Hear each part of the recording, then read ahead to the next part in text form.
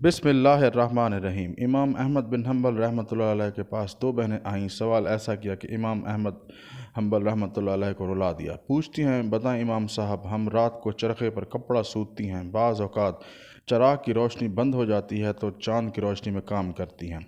अब चाँद की रोशनी के कपड़े का मयार चराग की रोशनी से कम होता है। बताएं कि क्या हम जब बेचें तो ये बताकर बेचें कि यह चराग वाला है या चाँद वाला।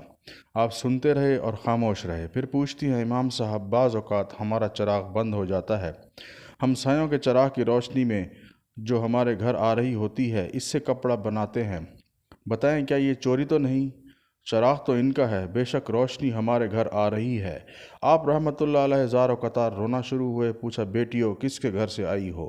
इन लड़कियों ने बशीर हाफी रहमतुल्लाह अलैह का नाम लिया कि हम इनकी बहनें हैं। आपने फरमाया, मैं भी कहूँ कि ऐसी तरबियत किसी आम आदमी के घर की नहीं हो सकती।